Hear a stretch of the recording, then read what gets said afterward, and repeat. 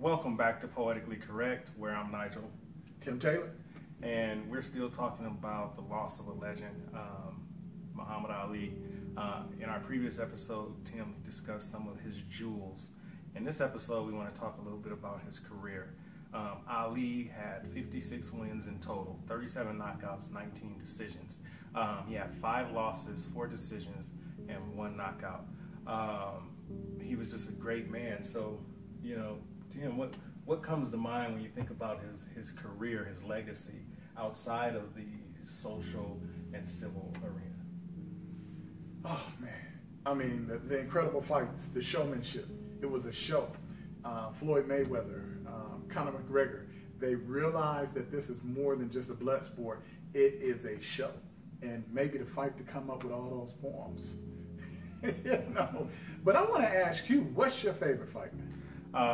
It has to be the fight with Ernie Terrell, because it was a fight where he put a period on who he was going forward.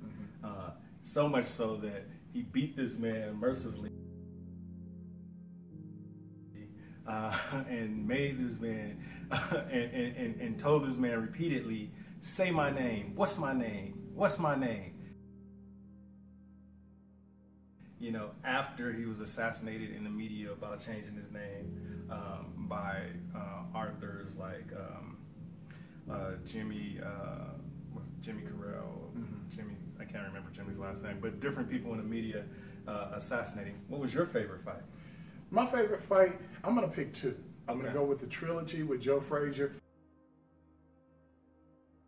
And the reason why that's important to me, because when you take a person out of his prime, you know, when we evaluate these fighters, we have to factor in so many things.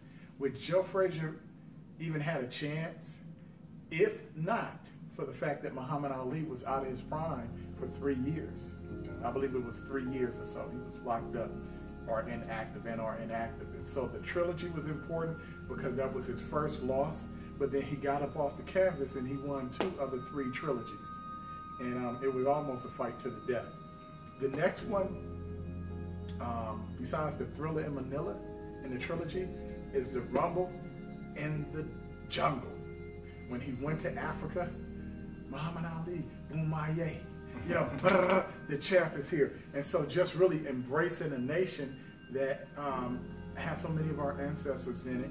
And then not only that, he was fighting a much younger man. He was older. Kind of remind me of myself, the great man that I was. And when I'll step in the ring again, because I do look forward to stepping in the ring and doing some damage. But anyway, that older man, he wasn't even the favorite.